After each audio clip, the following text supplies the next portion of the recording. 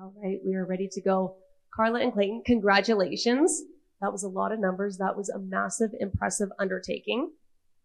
Wow. Did you think in your wildest dreams, when you both put up your hands and you're like, yep, we're going to do this, that it would result in this? Well, listening to those numbers again, I was just like, holy moly, we did that. And we're still recovering, I think, from it. Because it was a huge undertaking, just because it was a long time in the making. We're supposed to host in 2020 and COVID shut us down. We were 6 months out from hosting and they're like, no. And then, so we started again and it turned out great.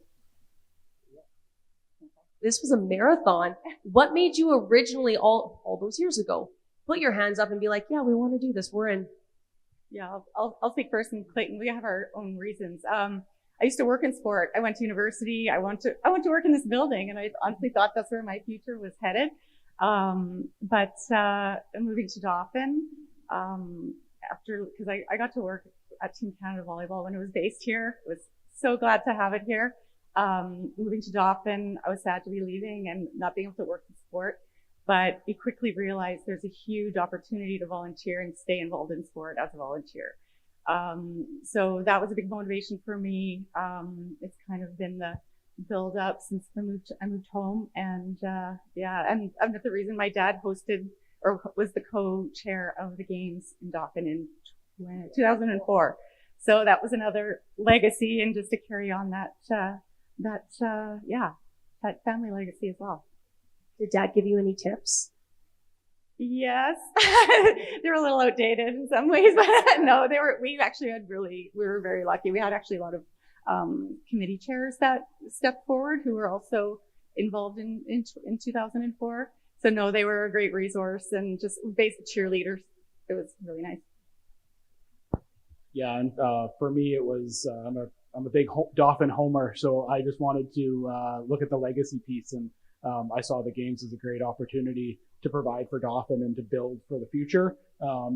It's a once in a generational thing. I was involved as well with kind of the bid committee back for the 2004 games while I was still in high school. I won't make any. And it just was great to be able to see that when I was that age, what it brought to the community, and then to be able to a generation later, be able to be involved to do that again was just fantastic.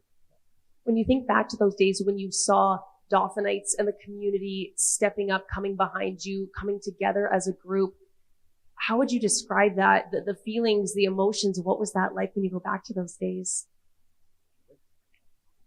That's when I realized it was real. I mean, it was a long years and years of work and working with our executive and our host society.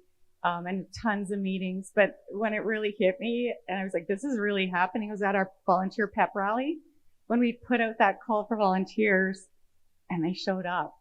All these people just showed up at a curling rink in town to pick up their packages. And it was just so many people. I was just like, wow, this is we asked them to come and they did. It was amazing. It was a really neat feeling. Yeah, and just quickly, I think the important piece there was that because we got shut down for the pandemic, everybody got used to being in their houses, not volunteering. They remembered what it was like to spend time with their family more maybe and do other things. So we were very nervous about whether or not we would get the volunteers out. And I found that after the games, everybody remembered why it's important to volunteer. So that was huge for our community just because we are a big volunteer base with the festivals we run, and people remembered after the games of, this is a great thing to be a part of, and we love it. We love the feeling from it.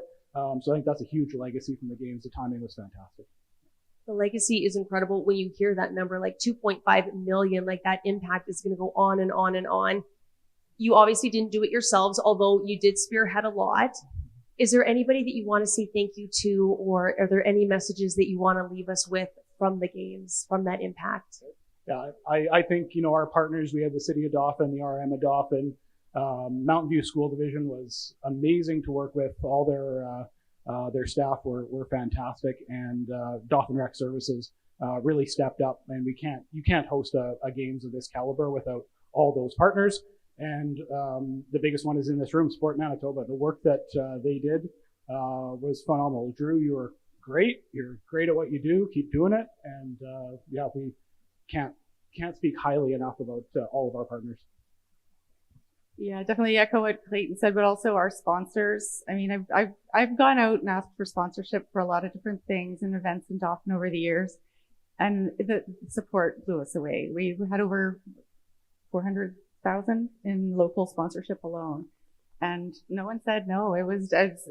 Almost no one said no, and they blew our minds and our expectations. So yeah, thanks to our local volunteers and business community as well.